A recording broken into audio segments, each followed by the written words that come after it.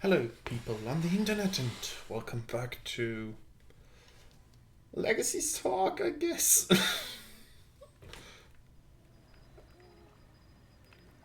Okay, that's unusual. Okay, um, we are back again, um, with this. It's,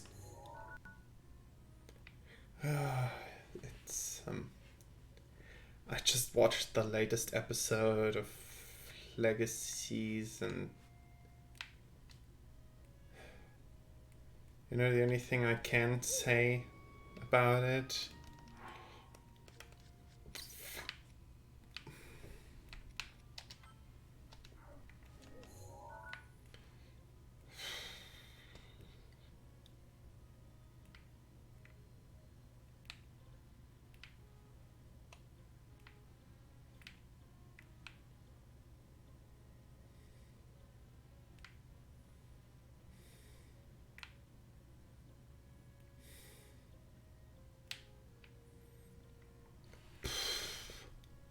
Okay, I'm looking for a certain stable right now. Ah, there it is. It's marked. Okay. Um. Okay, I don't know why that was wrongly compiled or something like that, but yeah. So wait, do you have sound? Okay, you have sound, even though OBS seems to be a bit broken right now.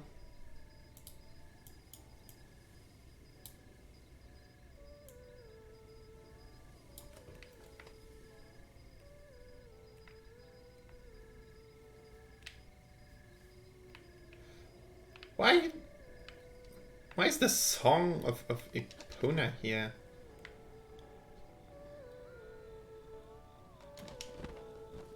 Okay, maybe they changed that song. Not bad. Yes, yes, the DX stuff. Just update the bloody mission. On the cherry blossom tree in the mountains, a place where animals. A place where animals, I don't know. Bloody hell. And at the. Okay. I think it's called a spring. But I'm really not sure, you know, like the origin of a river, the thingy, you know what I mean. I think, yeah, it's already there. There should be one of the EX stuff there. Yes, I want one horse. Now, give me Epona. Yes, please. Bum, bum, bum. Yeah.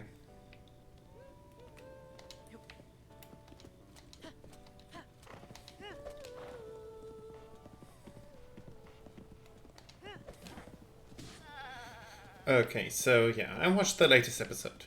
Episode 9, Season 3. And again, I felt like I was watching a bad parody of, well, mostly Vampire Diaries. Actually, the show has nothing to do with the originals. You know, nothing.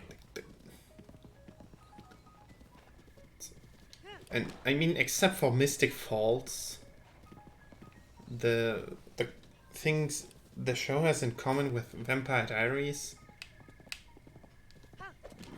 not that high either, which is very, very sad, because it was supposed to be a show that should take, you know, about a third from originals, about a third from Vampire Diaries, and about a third of its own new style, and then, et voila, you should have a show that is a good follow-up for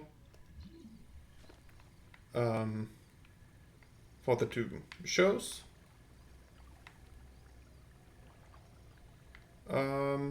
And a good show on its own.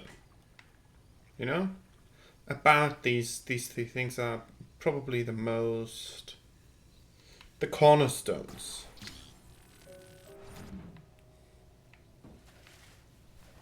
Most likely, that's the cornerstones I would put as...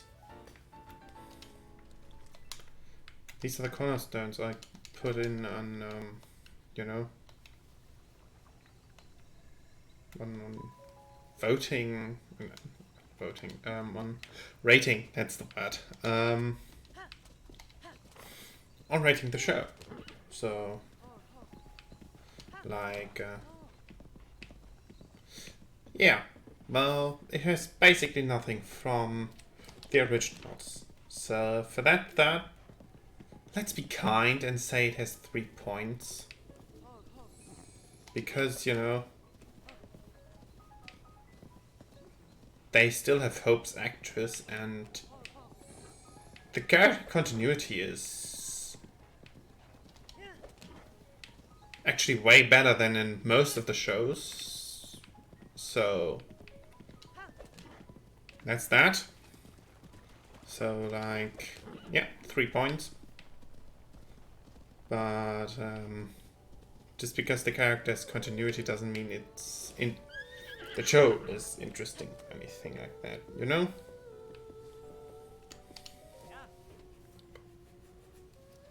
So...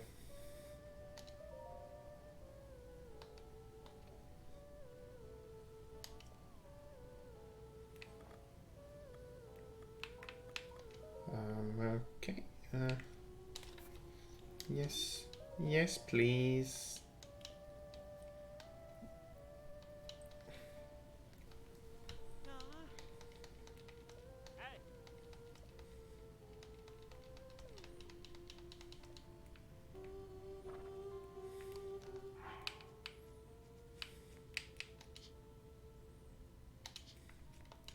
Yeah, so... Hi, how do I change the saddle on one of my horses? Okay, well, we found that out later. But back to Legacies. So yeah, the news episode just... I don't even want to talk about it in detail because it's just...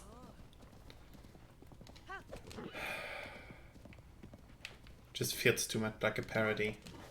Like... You know what feels more? Now I know why it feels so much like a parody. It reminds me of another TV show with a similar concept, which is called My Babysitter's Vampire. The shows are basically the same thing. You know? Except that with Legacies, for some reason, they've implemented every supernatural monster to have ever existed in human myths. The Malevolent thing is still the worst decision they made for the entire show.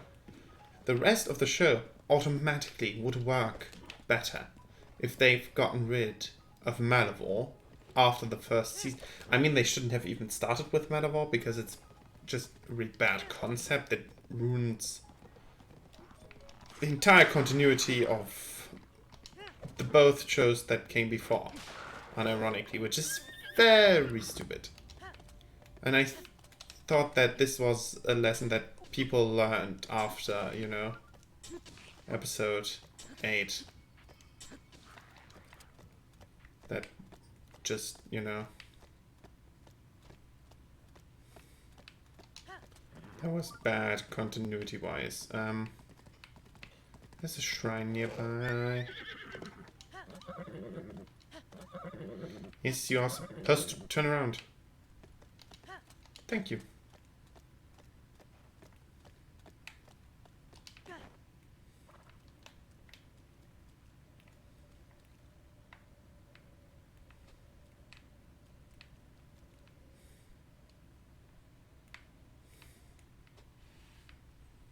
Where is the bloody shrine?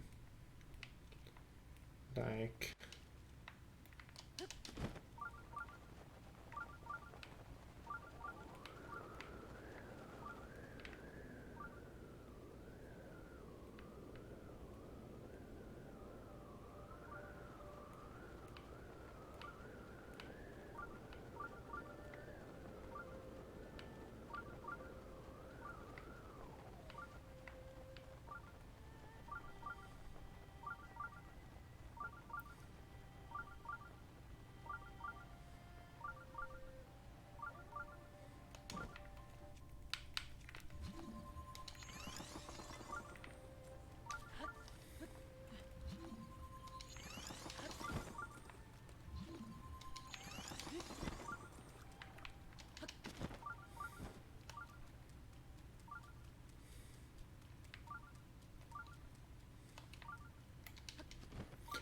Ha!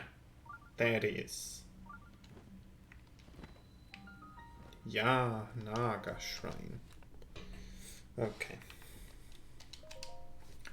So yeah, I think we start a repetitive pattern. I still haven't found another show that would, you know, work as a replacement for the Legacies talk. I suppose so.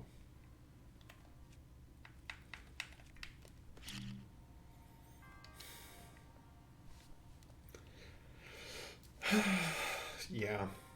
So I don't think that this weekly talk will...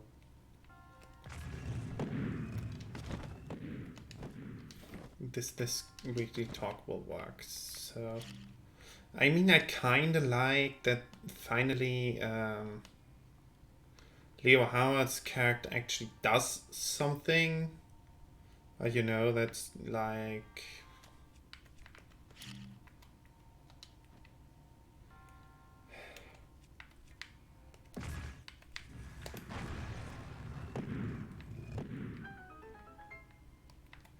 And that just... It's such a small thing that compared to the rest of the episode. Which was very not...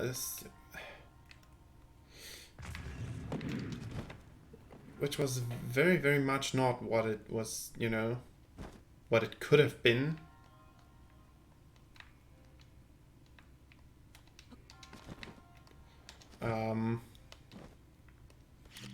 That, you know, like all of the previous shows, they thrived from, I dare to say, character development and characters interacting with each other in a, you know, not always consenting way, you know. The characters in the previous shows, they used to have arguments that changed allegiances.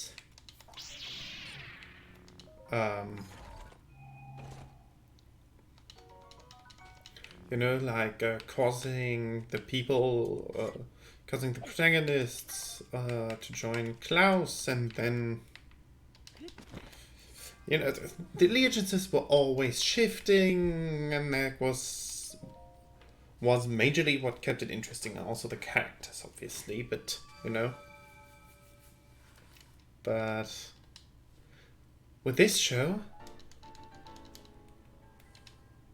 they don't have that. The characters just, you know, the entire episode was about how Hope and Lizzie were fighting last episode because of what happened, and this episode is all about them making up, and they made up, and this episode was actually from the idea, it was one of the better episodes, and not just one of the better episodes. It had real potential to be a very good episode. But then they destroyed that by, you know, the Alaric part of the episode was, well, not very good, but, you know, it showed enormous potential, like what the show could have been about, you know, focusing more on Alaric, and the way he thinks and interacts, and you know, I mean, it was not nearly as good as a Vampire Diaries or the originals. Not even close to the worst parts of Vampire Diaries. Not even close to, even further away from the worst parts of the originals. So, yeah. So I'm not the biggest fan of Vampire Diaries. I thought that most of the show lost most of its interest when they decided to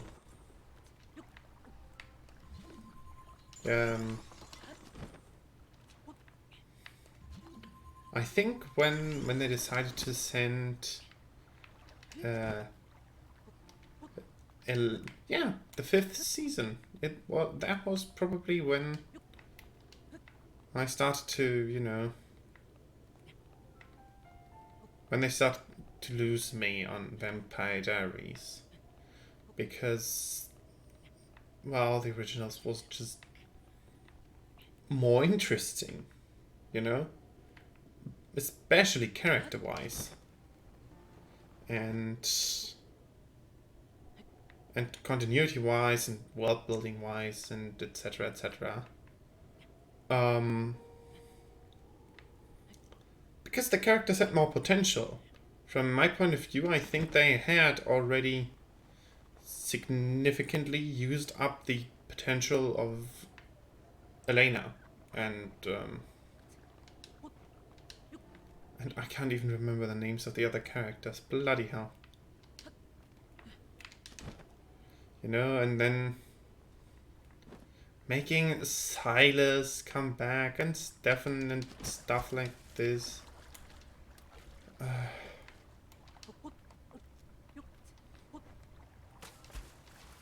You know, it's like they continued the season 4 plotlines without remembering that they lost an important part of the show.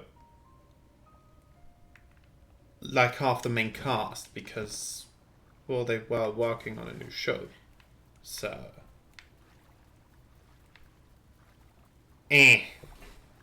that's when they started to lose me, and the show changed too much with it, and you know, didn't work that well, and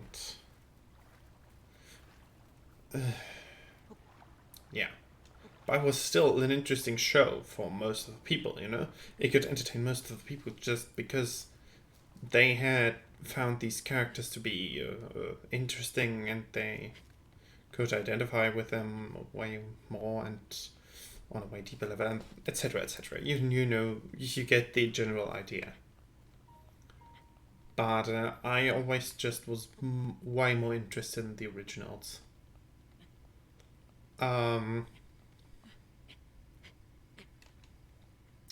Because the originals, from the idea to execution, they were always far closer to my sort of entertainment project turn, stuff like this. I don't know. So yeah, they were always more my sort of thing, because the show took itself seriously whenever it needed to be taken serious, and they didn't take it so. It didn't take it too serious when the show didn't need to be serious. So, you know, there are a lot of moments where Nick and Elijah are very... How do I point it out? They are very much distanced from normal human beings, you know, because of, well, you know, being 10,000, being 1,000 years old and being immortal and stuff like this. So they did the actual opposite of what most shows want to do for the main characters. In these moments, you're absolutely unable to identify yourself with them. And it was fun.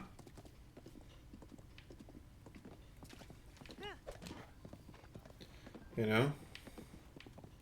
Like, one of the I think one of the best scenes to point that out is how nonchalant they talk about the enormous betrayal that they have between them. I think at the end of season 2, like how Elijah would, I think it was that he forgive Nick once G rises from the dead, Haley forgives him, and hell freezes over. You know? That's sort of symbolic, at least from my point of view, for the idea of the show. And why I liked it so much. Because the main characters were just cool. I don't know if that's so hard to understand, but, you know. Not because we can identify with them so well. They were just cool and fun and character development and stuff like this. You know? And it's... I mean, you can see that it's not the fault of the actors. You can see that the acting is very good. It's just... That's mostly like episode 2 in the Star Wars prequels. The actors are very good.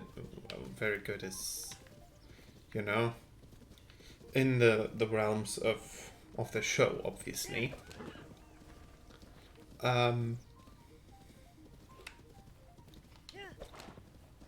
But they're given crap to work with. You know? Like, some of the stuff that they're supposed to do,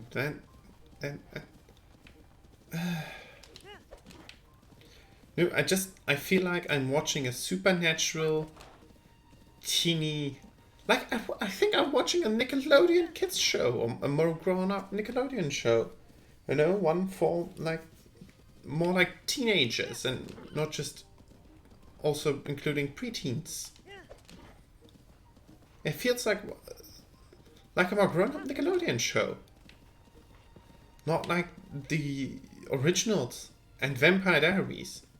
Which, in the beginning, Vampire Diaries was for teens and partially preteens. I can agree to that. But the show grew up with the characters. The originals, from the beginning, it was centered for a more mature audience. You know? But the follow-up show is set for an even younger audience, at least from my point of view. It's set for an even younger audience. Oh, bloody lag.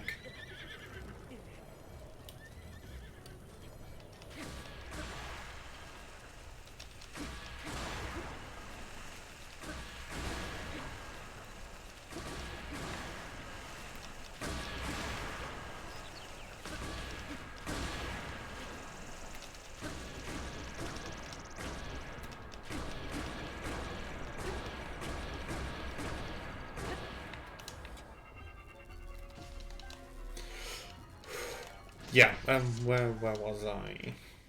Right,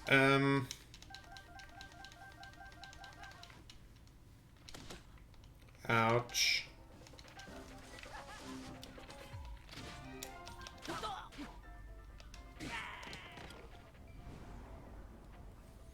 Okay.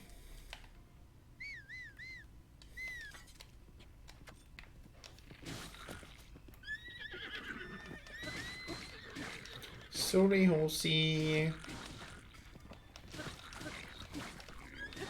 Gotta kill the bad guys.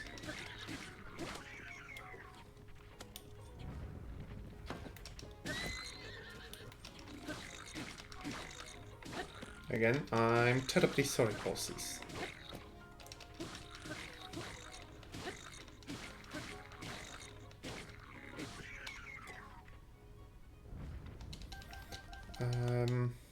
Yeah. Preteen show. It feels more like,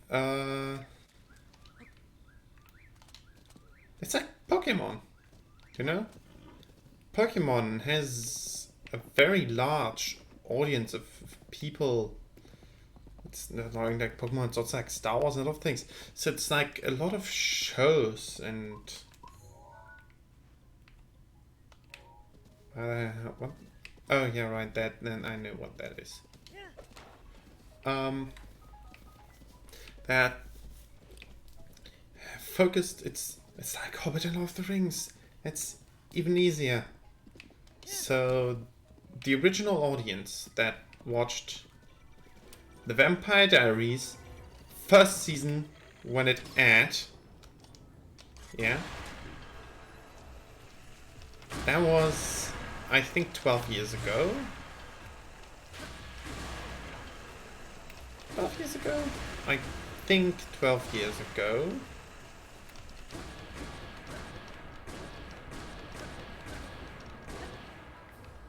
I think 2009 was the first season, was when the first episode of the first season aired. But I could be wrong. But anyways, so that's 12 years. So for that show, that season was intended for preteens and teens, okay? Which would set the average audience at 12, 13 years old? They'd all be grown up by now. They'd all be grown-ups by now. Or they all are grown-ups by now.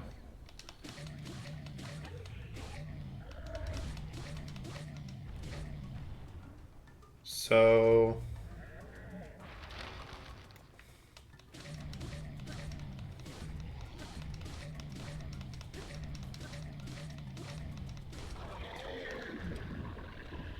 well, that was way too easy.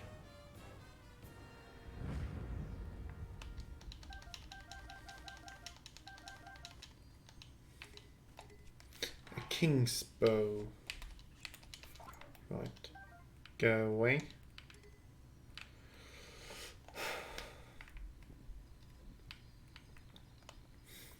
Yeah. So that means that the core audience for Legacies, which would be, you know, fans of the original shows, you know, and since the audience grew up with it, like Hobbit and Lord of the Rings,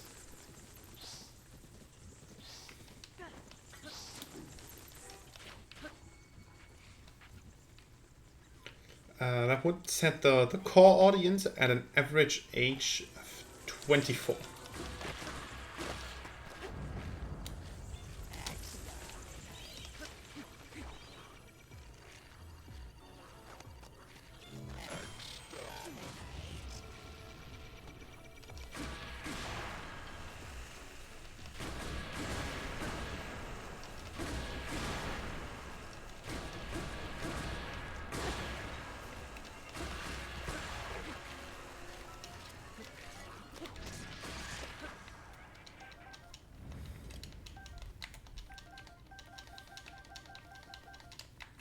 So, what was I? Right, average audience at an age of around 24. Let's be kind, you know, and just for fun of it, subtract 4 years, which would give you the average age of the target audience, or of the supposed target audience, 20 which would be me and my age. So,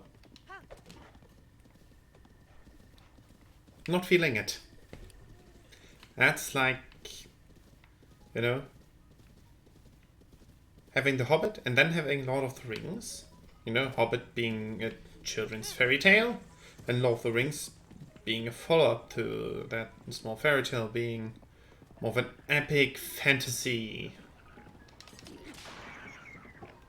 Being an epic fantasy story. After that, like J.R. Tolkien after writing Lord of the Rings, for his grown-up children, he traveled back in time to write the follow-up story to Lord of the Rings for his kids at the same age they were when they first heard The Hobbit. That doesn't make sense.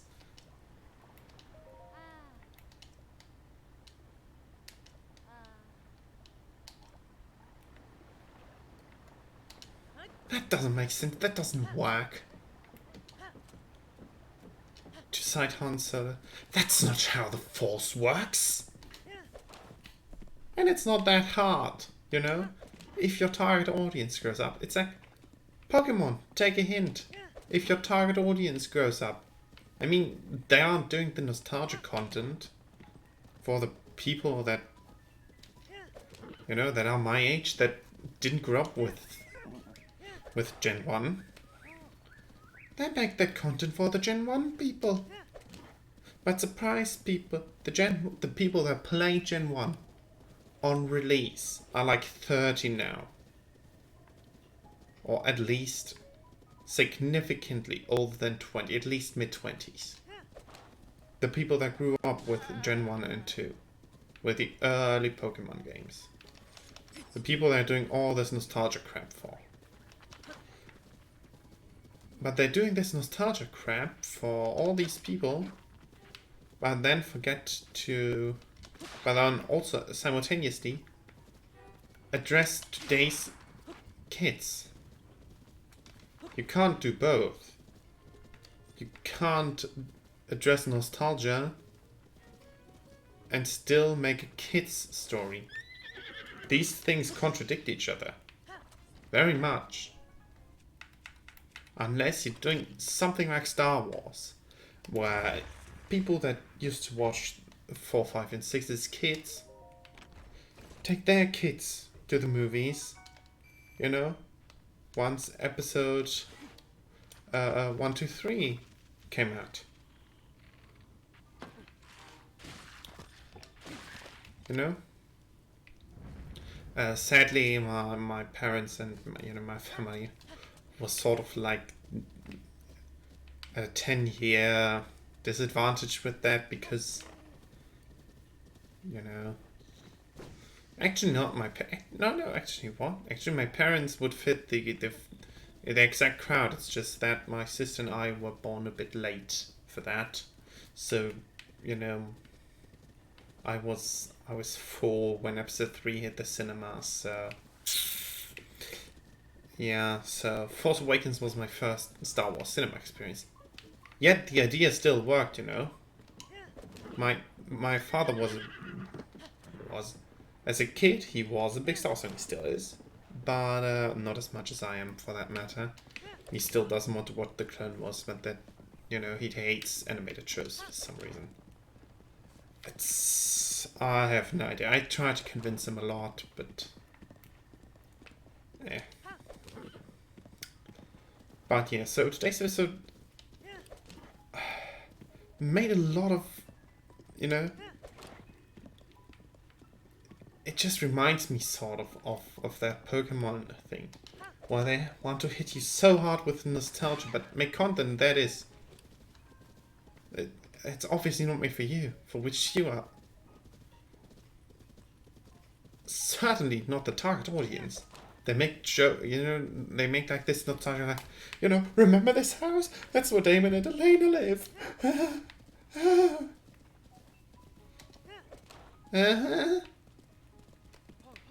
They rebuilt the house so that Damon and Elena could live in a house where every one of their bloody immortal vampire enemies would know where to find them.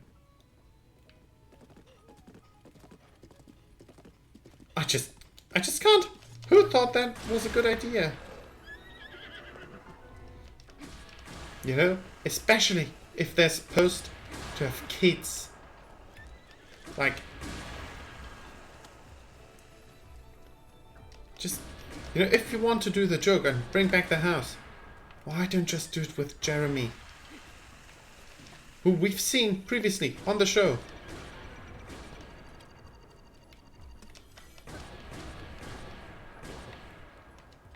Who, I don't know, would fit with that. Way better, actually, than Elena and Damien. Like, it's like doing an annual skywriting, like, this is our coordinates. Come, find and kill us. Just for the sake of a nostalgia that doesn't even make... It's not worth it ruining this entirety, this continuity. No. So this show it really feels like it reminds me sort of a bad combination of all the things that have turned out to be not so good these last few years.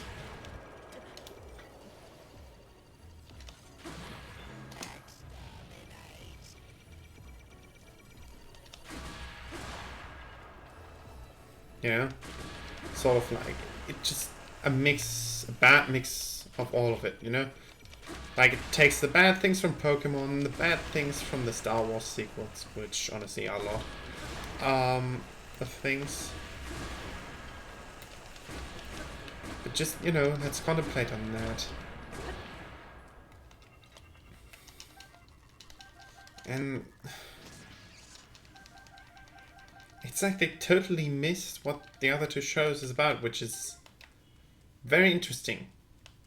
Because with Hope and Dolaric and the actors, you certainly have people on set that know what the original shows were about. Even if the showrunner, Judy Plec, for some reason, has forgotten what her two shows that gave her the job she currently has were about. Even if that would happen for some ominous reasons. That...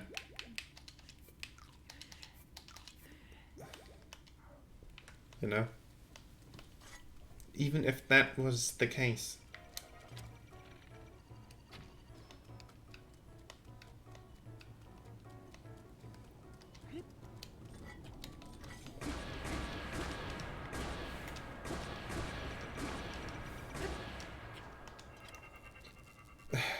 Yeah, even if that was the case, it still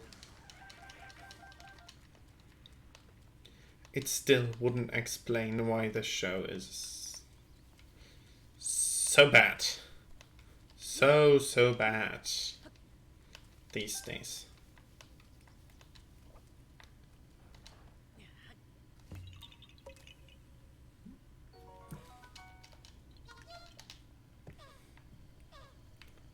They say ouch when you let a rock fall on them. Aww. That's a fun little thing.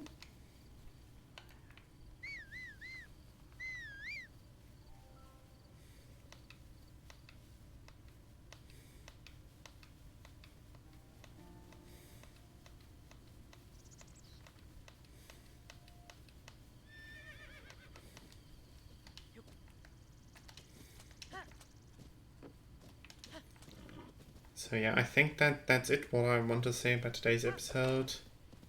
They welcome Cleo to the Super Squad, which is... I guess it's fine. And then they teased up a whole new big bad thing. You know, it's the I think it's the second episode or the third episode where we see this ominous hunter figure in the bag and just...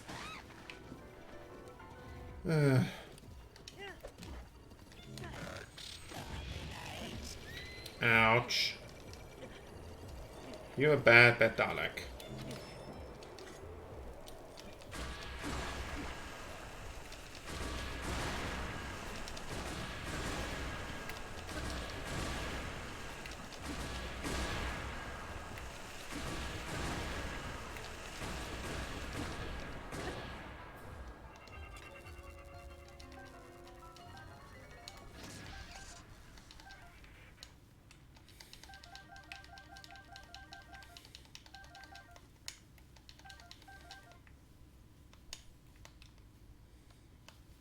So yeah, did anything else happen? The bad Damon and Elena jokes.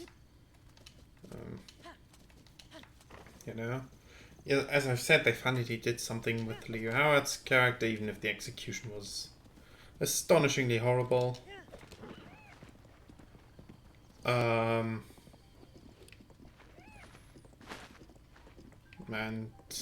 yeah.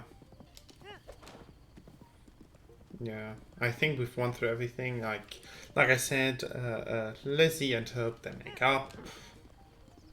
And now they want to continue to make up because Landon encourages Hope to be not so much having her life centered around him, blah blah blah, which is actually a good thing. But, you know. The best thing about the show is that the actors actually can act, even though it's horrible what they have to work with.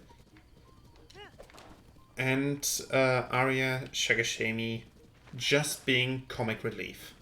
And just being, you know, the essence of Landon's character without having all the, unironically, without having all the character stuff, you know, all the character scenes with Landon are not that good. But you can see that Landon is a role that works very well with Arya Shagashemi. Because if you just watch him being Landon in the episode, you know, just being fun and goofy, even though of all the stuff that has happened and is happening, then you realize it's Landon is a role that works very well for him. But they don't give him anything to do, just then, you know, being like the emotional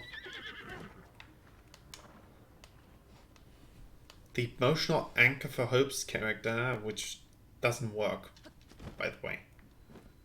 You know? It works astonishingly horrible for Hope's character, so... Oh, that's just 2,000 lives. 2,000 life points.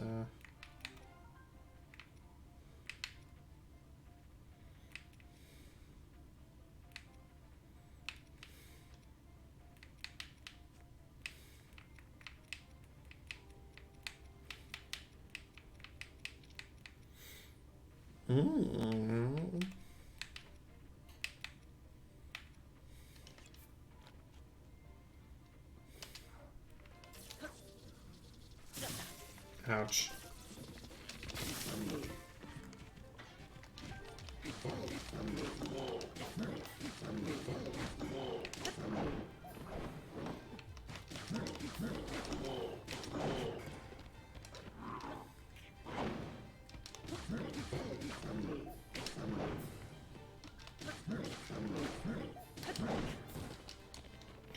Ouch.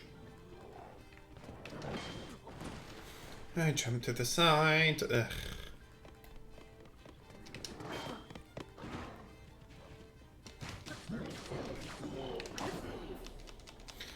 Finally. Now die, you bloody arsehole. You annoy me.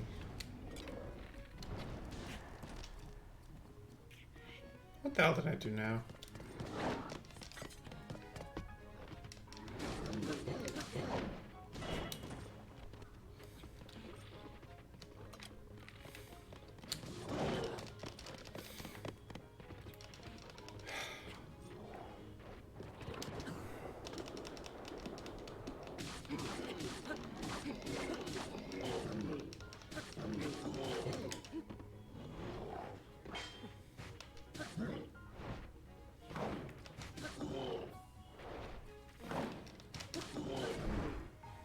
I hit him twice. You know, you saw that, right?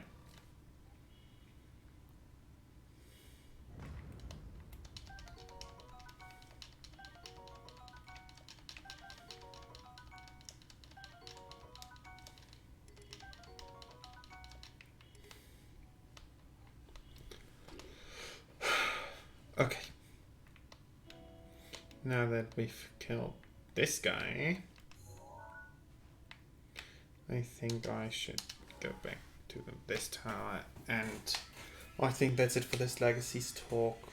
We've already expanded on this stuff again, because there's not much to talk about in these episodes. So yeah, I'll try to find a new show. Perhaps the Bad Batch is an option. Perhaps. But for that, we would have to find a Star Wars game to play in the background, wouldn't we? I mean... Come on, that's like on the nose, isn't it?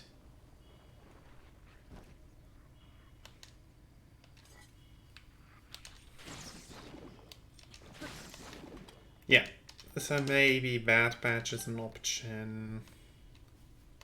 We'll talk about stuff. Actually, Bad Batch is not a bad option. That would coincide well with the end of Legacies. Maybe we'll double in a bit, you know, on this. On the Bad Batch. I have no idea why I'm walking around here, by the way. I know what I have to do. So, yeah. That's it with the video. Hope you liked it. Leave a comment, rate the video. May the force be with you, and bye.